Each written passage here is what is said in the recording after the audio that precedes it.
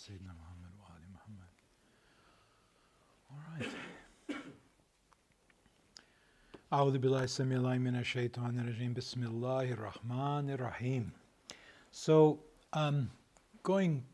continuing from our earlier session today, we talked about the salat and the incredible and eloquent form that it is, that contains a vast and a meaning and the benefit of doing the salat and regarding the salat in the way that it needs to be regarded, so that it has a dynamic and effect on you, a healing and restorative and connective effect on one. So we're going this evening we're going to sing one qasida, and then we're going to go over the meaning. Sheikh Sadi suggested that we do that again, and I think that's a good idea. And then I'm going to go to talk a little bit more about the inner meanings and the dynamics of some of the other rituals, so-called rituals that we practice in the deen. For instance, I'll talk tonight about Hajj. Hajj being a microcosm of the macrocosm of our lives, and I'll get into that inshallah after we sing this. Mortaza, can you help me with this? It's going to be a little bit more difficult than the other one, but I'd like to do this one too. Now we'll sing this one, and let's do one and then do the refrain, and then everyone can join us in the refrain after 3 stanzas.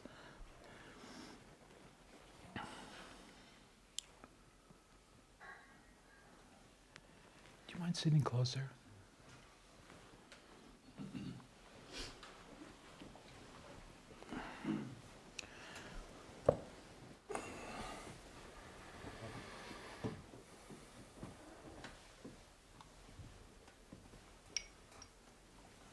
I did something wrong.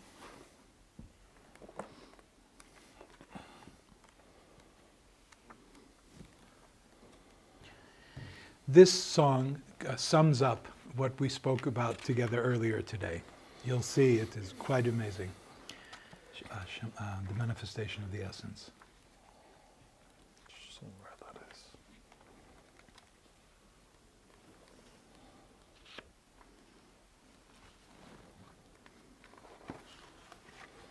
Bismillahirrahmanirrahim. الشمس بدا من العالمين أنا غيبي دوحا منك شفت عن ذاتي ليلة سطورها نعمة تلك الليلة قد أباحت بحبها لخيل لها لما تزيد شوقها فأضحى أسيرا في مرياد غرامها ونادت له الأشواق حاذي كهوسها الله الله الله يا مولانا الله الله بفضلك كلي فما بريحت حتى سقطت بكاسها فلا لم فشرب حديثها وما هي إلا حضرة الحق وهداها تجلت بأشكال تلون نورها فأبدت بديع الصنع في طي كونها فلاحظ صفات الحب فيك ظهورها.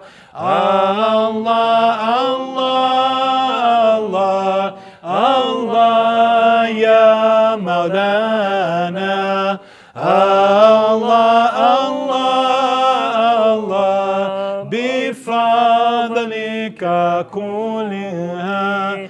فوالله وحز سعادة كلها سوى من بدا أبدا ذليلا يؤومها. فغطت قبيح الوصف منه بوصفها ولاحت له الأنوار يبدو شعورها. الله الله الله يا مولانا. الله الله الله بفضلك كلي. فغاب عن الحس الذي كان قاطعا وعنق معنا لا يحيف فراقها. فحرر أخي قصدا وأرد عني سوى يهب على الأحباب منك أسمها. وتفتح سمعا لفواد من سليك لأن لطيف علم منها دليلها. فمنى علينا ذا إيمان بوصالها وغيبنا عن حس موجودة كونها. الله الله الله يا مولانا. الله الله بفضلك كلي. الله الله الله يا مولانا. الله الله بفضلك كلها. So here the Sheikh is speaking in a metaphoric and a way, and it begins like this. He says, has the light of the sun appeared from the world of the unseen, or have the veils of Layla been lifted from her essence? I want to say that again. Has the light of the sun appeared from the world of the unseen, or have the veils of Layla been lifted from her essence? Here he's describing a state in which he's referring to Allah Azza wa Jal in the feminine. And he is experiencing, as he's in the metaphoric sense, the sun rising as though the light of Allah is risen and has cut through and burned away any of the veils and the illusions that he had held in his being. And he speaks to Allah saying that, has she or Al-Layla been lifted, the veils from her essence? Then he goes on and says, yes, the longing of Layla for her beloved friend has grown until she has revealed her love. See, it switches it around. It's Allah's love for His creation, for each one of us, that manifests within us to know him, or in this case, he's speaking of Allah in the feminine sense. But it is reversed, but it also it's at the same time. It's that it's Allah. If you love Allah, Allah loves you. It's the same thing. It's one action. So that he has become a captive of her ardent desire and the longing which are her goblets called out to him. That he is saying here that at this point that she, or Allah, has captivated his heart. He is completely in that light, and he experiences as Allah wants for him this love. And he says that which are the captive of her ardent desire and the longing, which are her goblets called out to him. The longing is that he is awakening to Allah's signs, to God's signs in the world. Goblets are what? Goblets are that which contain in this sense wine. And what is wine? Wine is meaning. So he is referring here that Allah has taken him by reading and able to appreciate and see and experience the meanings behind form. So he's now completely immersed in this. She did not leave him until she had given him a drink from her goblet. There is no blame for this drink, for the wine is her speech. Now this is what we were talking about earlier, that all of creation is nothing other than Allah's speech. Everything that we see is stamped with Allah's intention to be known. When you begin to awaken and your heart, the mirror of your heart becomes more pure and polished, then that which you reflect on in the world and in your experiences in life, you read it as Allah speaking to you.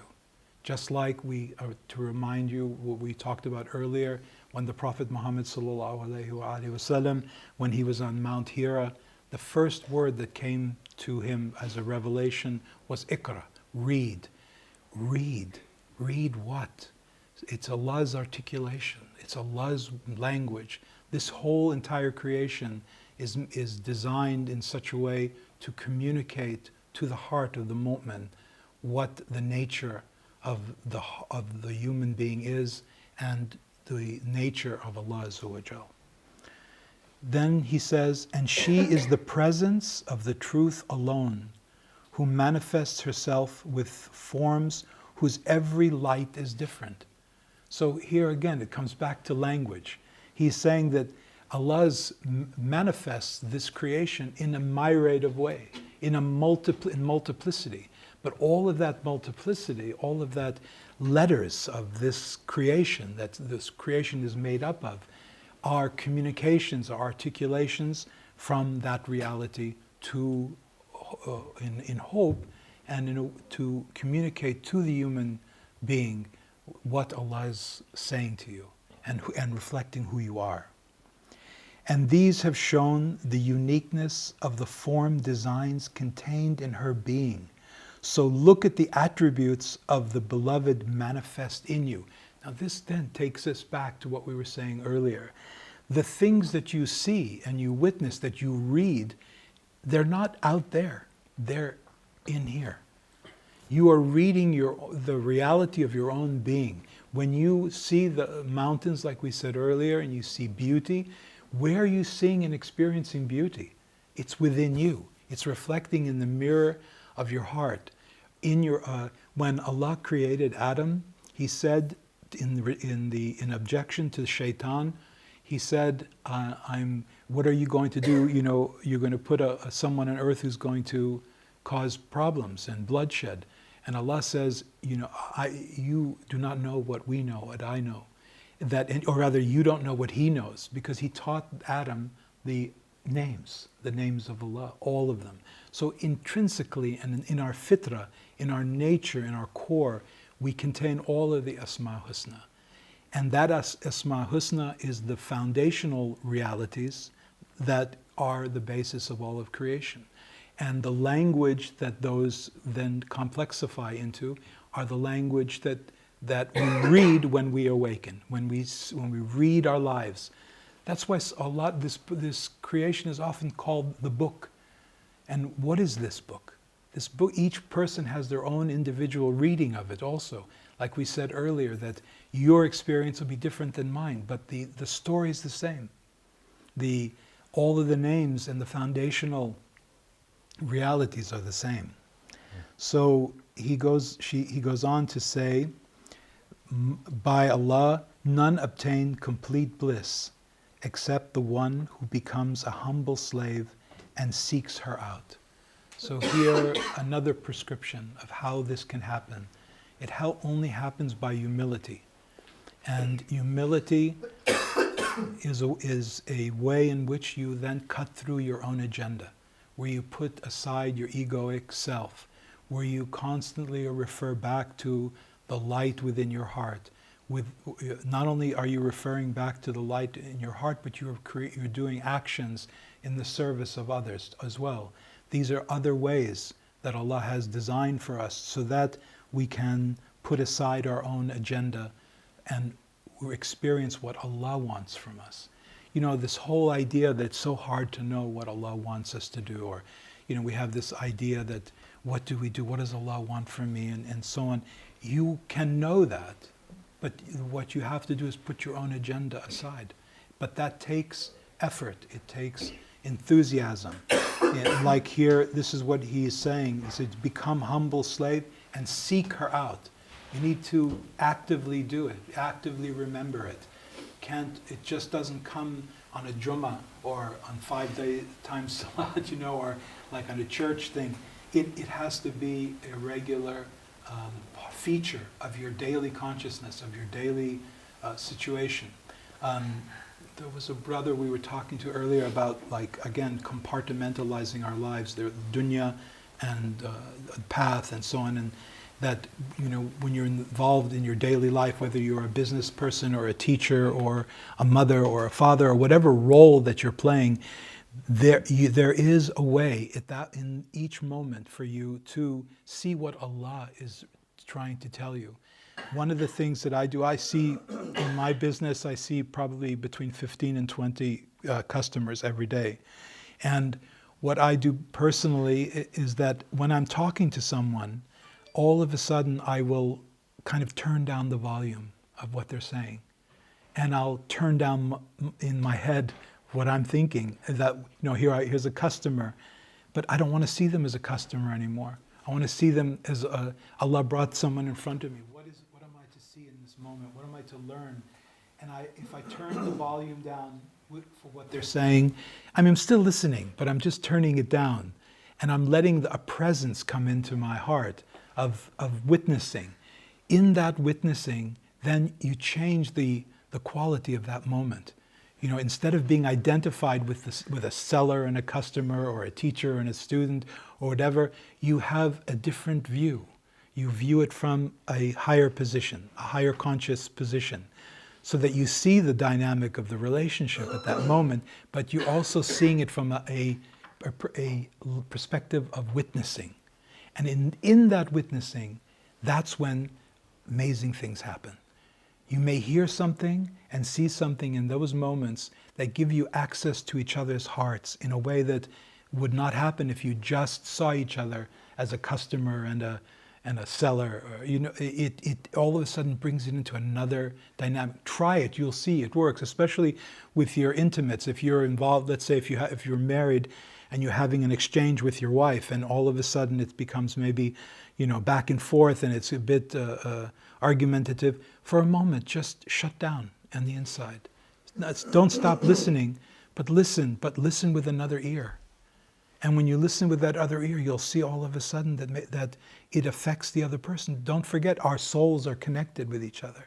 In the unseen, in the ghaib, things are happening far more than in the dhahir. When you think something is happening in the dhahir, it's only the tip of the iceberg. There's much more happening in the unseen than in the seen. When you change your inner and you see from a different perspective, it has a ripple effect. It has a synergetic effect on an unseen level, and you change the quality of that moment, and something special can happen. Remember this and try it out. It works, believe me, it works. Then he says, and thus she immersed She immersed the ugliness of his nature in the beauty of hers, and lights shone from him, their rays appearing. Again, he's describing here that once you let go of your own attributes, you let go of your own agenda, then Allah's agenda takes over. So you then, instead of reflecting your meanness, you're reflecting Allah's Kareem, His generosity. Instead of reflecting your like he's saying your ugliness, you're reflecting her beauty, because that beauty is already in there, because you're now immersed in the light of Allah. So this is what happens. This is the transformative process that all of us want to go through. We want to imbibe and become conscious of Allah's attributes that are residing in our heart. As we are all Bani Adam, we're all children of Adam, so we all contain the Asma Husna.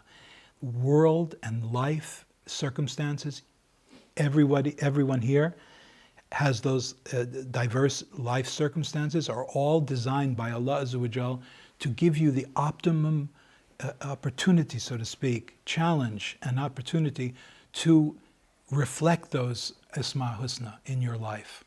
But we don't do it because we get identified with the moment. We get identified with who we are and who we think we are. And that's why we need to learn these things, to let go of our agenda, to quiet ourselves, within ourselves, to interact with each other as mirrors of the Prophet ﷺ said that mu'min is the mirror of the mu'min. But you have to be in that state of iman and that inner dynamic that we're talking about here. And when you do that, then you reflect those higher attributes. You reflect Allah's attributes, and it completely changes your life. It changes not only your life, but everybody around you. And then he says, so that he withdrew from the sensory, which is a barrier. This is what we're talking about. So that he withdrew from the sensory, which is a barrier, and embraced the meaning from which it is unlawful to be separated. Let me read that again. It is incredible. So that he withdrew from the sensory, you withdraw from the identification with what your senses are telling you. You're now listening and seeing with a higher consciousness, with heart eyes, with basirat, from your heart. You withdrew from which is you go then beyond this barrier of the senses, and you embrace the meaning from which it is unlawful to be separated from. Meaning that you see that the person in front of you or the moment in front of you it's Yad Allah, it's the hand of Allah, it's Allah's there in front of you. You're missing it because we are never separated from God ever. Allah Azza wa Jal there is a seamlessness in Him, which if we see a seam and separation, it is the illusion of ourselves. Because Allah is one, and we are from one, and all of us are from nafsun wahida, one self. If you see separation, then it becomes a barrier to seeing the beyond that, seeing by the light of Allah. And it's unlawful because you're saying that Allah doesn't exist at that moment. By your behavior, by your being, you're seeing barriers. You're seeing, and you're identifying with things that only exist because Allah put them there for you to transcend them. Right? They're not there as realities. They're there as opportunities to go beyond, to transcend.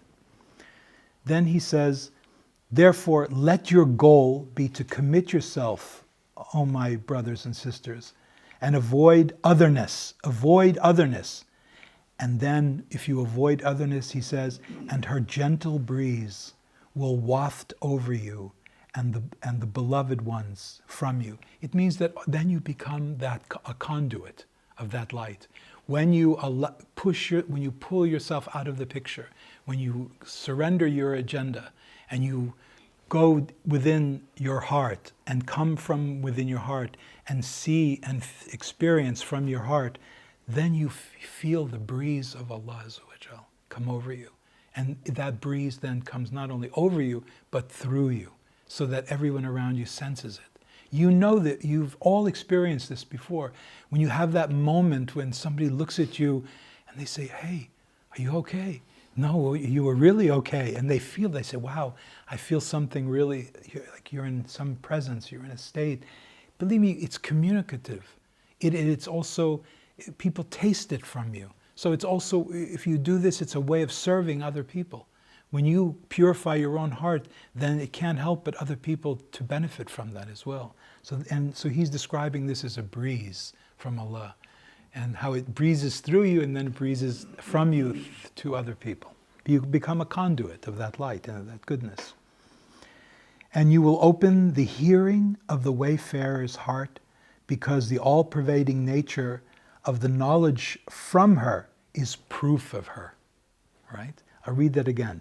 You will open the hearing of the wayfarer, meaning you will benefit other people by your state, by your words, by your being, by your actions, because the all-pervading nature of this knowledge from her is a proof of her. So the Sheikh is describing that this surrender and this access to the light within your heart and to the ruh within you and how it affects other people is the proof of this reality, of the oneness of our souls, of the oneness of our being. It proves it right there. But you can't describe this to an atheist, right? Because it's that old saying that if you haven't tasted a mango, how are you going to describe that to another person who's never tasted a mango before? It's only when a person tastes a mango, they go, no, that's a mango, right? And so it's the same here. You don't know this light and this experience unless you've tasted it yourself. And if you become a conduit of that light, then those around you who are worthy of that, who Allah has chosen for that, they will taste it. And then you have an intimacy developed in that relationship with it could be a brother or a sister or a wife or a husband or whatever, that is far more productive for you and best for you. And then he ends it by saying, may we always have the blessing of union with her, and may we always withdraw from every existent thing. Meaning, again, he's referring that we only see the hand of Allah. We strive to see the light of Allah in every circumstance. We try to read at every circumstance what Allah is communicating to us, and that we don't get identified with the temporal, with the ephemeral. It's always good to remember that all of us are going to die.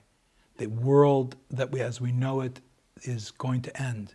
This experience of this outer creation is just a moment in time. But in that moment of time is everything. It's really, in this moment is everything. So he counsels us to withdraw from identification with the outer and give it its due, but at the same time refer to that which is forever and constant within your heart. Okay. So I wanted also to further talk about the eloquence and the pristine meanings contained within some of the practices of Islam. Earlier we talked about Salat, and I want to just go over briefly about Hajj. So Hajj has some amazing rituals, and Hajj, it turns out that everything in Hajj is like a microcosm of the macrocosm of life. All the elements, the major elements of life, are contained within the practices and the rituals contained within Hajj. For instance, one of the practices of Hajj is that when you go on sa'i between Safa and Marwa, you run between two places. Right? We were talking about this earlier. Safa and Marwa are two hills in which Hajar ran between because she was seeking water.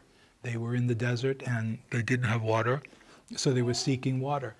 So why do we do this? Why do we run back and forth? Okay, one can say on a superficial level we do it because Hajj did it, and it was a result of Allah's mercy that Zamzam was discovered at that moment. But let's look at it from a different perspective. Isn't it that we are running from Safa and Marwa every day in our life? Isn't it that we are running from one place that we are content and then we're discontent because we want something, so we then run to something that we want and we desire, and then when we get to that point we go, well, now that I have it, now what? And then emerging within ourselves is another desire, something else that we want to acquire or that we want to fulfill in life. So we turn around and we run towards something else. And so this is what in modern times we call like the rat race, right, of life. Safa and Marwa, this is the metaphor of the modality of not only modern man, but historic man, that mankind, that we allow ourselves to be overwhelmed and taken over by the things that we desire, and we run between one thing and another in a frantic manner. Like if you go, I don't know if you, all of you who have done Hajj or done Umrah, you know you have to run it, you have to go in a pace. You're impressed with this idea that you're having to go from one place to the other. That is how we experience our lives. But here's something key. On Hajj and on Umrah, when you go from Safa to Marwa, once you get to either Safa and Marwa from Safa and Marwa, you stop and you turn towards Kaaba. You turn yourself towards Kaaba and you say, Allahu Akbar, Allahu Akbar, Allahu Akbar. So the idea there is that it impresses upon you in that Safa and Marwa running back and forth, that whatever it is that you are going for in life, you have to, when you achieve a certain thing, turn it towards your Creator and say Allahu Akbar, really that it's Allah is the one that you really want. Allah is the ultimate satisfaction. Allah is the ultimate goal. If you don't do that, then you get caught in the Safa and Marwa dilemma, back and forth, back and forth, back and forth. But on Hajj, it tells us, yes, go back and forth, but then remember Allah. So it impresses upon us to do this, but remember Allah. And that way it becomes a transformative experience. Another thing that I wanted to share with you was about the circumambulation of the Kaaba. It's so amazing. The closest that you can get to one point is a circle. You can move around the Kaaba, and of course it's described as the angels moving around the Kaaba. But really, in reality, it is the closest that you can to get to that point, which is Kaaba. And when you're outside the Kaaba, there's direction. So wherever you are in the precinct of Mecca, or wherever you are in the world, you have, as we said earlier, you have to find Qibla, and you turn towards Qibla, and you have the two mirrors facing the Bayt Allah, which is your heart, and the Bayt Allah, which is the Kaaba, and therefore you reflect that unitive reality within you. Well, the Kaaba is an example also of the relative world and the absolute world. Outside of the Kaaba, there's direction. So outside of Kaaba, you can find Qibla. You can use mathematics. You go east, north, south, west, whatever it is. But what about inside the Kaaba? When you're standing inside the Kaaba, there are people who are fuqaha who have made decisions about what's best. But in reality, inside the Kaaba, there is no direction. It is again showing us the meaning that the Kaaba represents the transcendent reality.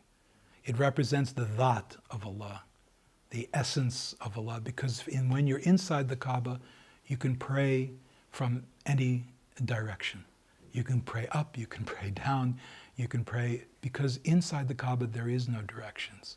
So it's a sign of both the relative and the absolute. Outside the Kaaba, in this world, in this dunya that we exist in, we find the Qibla, but inside the Kaaba, inside your heart, there is no direction.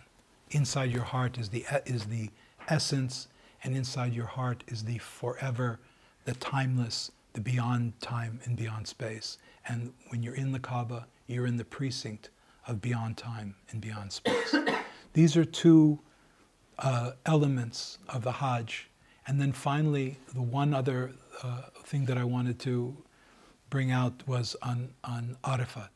When you stand there alone and it's called Arafah because at that moment you are seeking knowledge of Allah.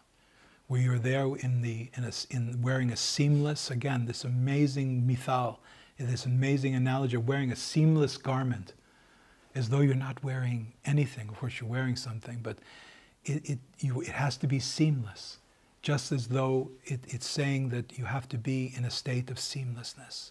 You have to give up the concepts of this and that and the other and abandon yourself. And when you stand on the plain of Arafat, that is where you're begging Allah to relieve you of the illusion of separation.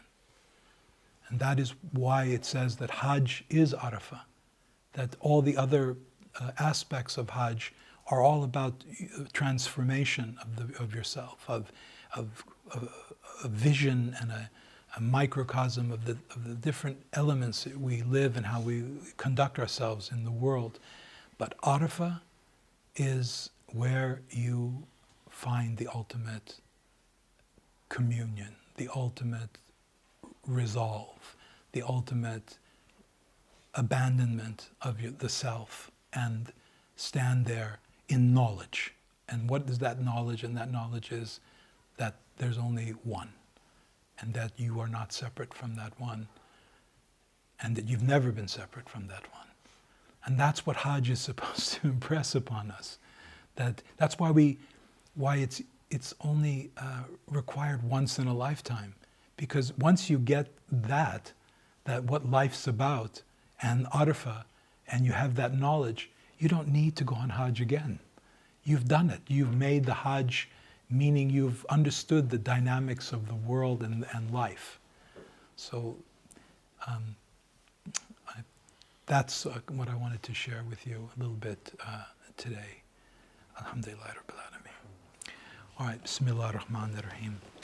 Alhamdulillahi Rabbil Alameen, ar-Rahman ar-Rahim, Maliki yawmiddin, Iyyaka na'budu wa iyyaka nasta'in, Ihdina as-sirata al-mustaqim, sirata alladhina an'amta alayhim, ghayri al-maghdubi alayhim waladdallin. Subhana rabbika rabbil izzati amma yasifun, wassalamun ala al-mursalin. Alhamdulillahi Rabbil Alamin.